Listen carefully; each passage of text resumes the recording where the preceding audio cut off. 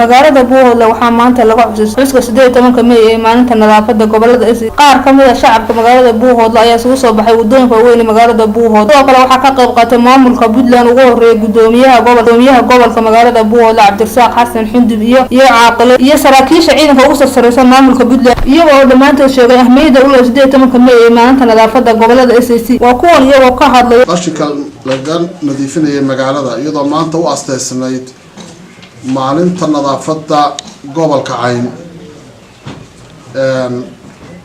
saddex qodob ayaan ka hadlaynaa oo munaasabadan ay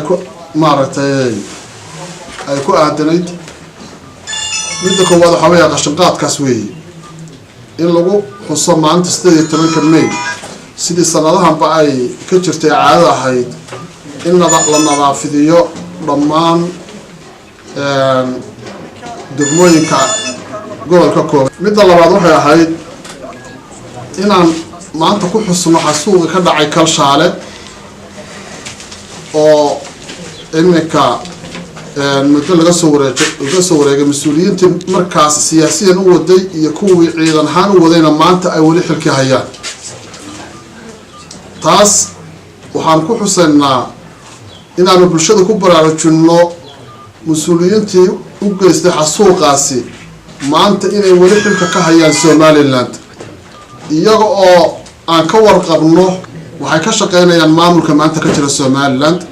waxaa ka mid ah Nuux Taani, waxaa ka mid ah Xirsi, waxaa ka mid ah madaxweynaha maanta talada haya oo markaa ahaa gudoomiyaha xisbiga Kulmiye, waxaa ka mid ah wasiirka arrimaha gudaha oo markaa ahaa gudoomiye ku-xigeenka. marka waxaan leenahay bulshada gobolkan u dhalatay hadda laga bilaabo in ay sida tuka ay u daba socdaan si ka daran iyadoo cadeymaheedii oo dhan aanu hayno, iyadoo qoraala iyo iyadoo sawira iyo iyadoo documentary fagaaraan ku gubnay buugaagtaas dibna u soo geli mayso.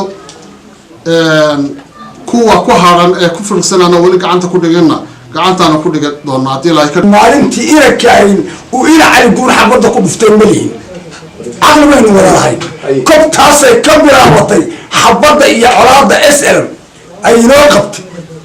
kobtaasay ka bilaabatay ninkii gabadha doontay bay ka bilaabatay ina cali guur aad baynu wada garanayna teer iyo maalintii iyo maanta oo dhakool lagu haysto qaran baynu nahay. waa qaran dimis markii la yiraahdo si daay waa qaran dimis oo qaranka la duminaya horta Soomaaliya dhisama qaranka hala dumiye horta shawinu jiro dhisan yahay qaran waxa ugu dambeeyay qaranka Soomaaliyeed shaab wax soo taagnaabay hay'ado deegaamadan soo leesanaya in looga yaqaano maalinta qashinka ee nadaafadda. laakiin isweydiin waxa hal su'aal May marka hore 18 May maxay ku tahay? ma nadaafad bay ku timid, ma xorriyad bay ku timid, ma xasuuq bay ku timid?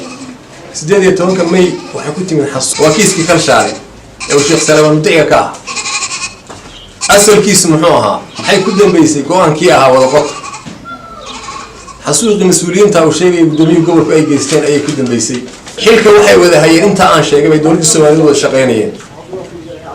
مسؤولين Soomaaliyeed bay kulligood ahaayeen tuka kiiska loo haysto. waa raaca adduunka waxaanu leenahay maalin walba waxaa baxa adduunku waxu askeeya 18 May maalintii nadaafadda loola aqoonsado lagu shaqeeyo caalamka oo dhan ha nala qaato xasuuqa iyo waxa ku fogaan maayo de waa wax caam ah adduunku satalay duuleeyahay oo wuxuu leeyahay correspondence waxa ay wariyay caalamka ka shaqeeya iyo hawadaba maalinta 18 May ee nadaafadda anaga diin leh waa loo nadaafad ee yaqaaniin adna waa joogto hadda ma garan hadaad ku fiirsato wixii ka hadla waxay la tahay wada ku hore soo bixiyay ku hanjalaysaa ku gaar adiga anagu qashka diin leh walba waa go'ayna wayna lagu ogaayay ilaa daahiriya inteeda kala adkaan labadii madaxweyne hore waxba kumaynan mashquulsanayn laakiin ilaa daa'iryaala laga bilaabo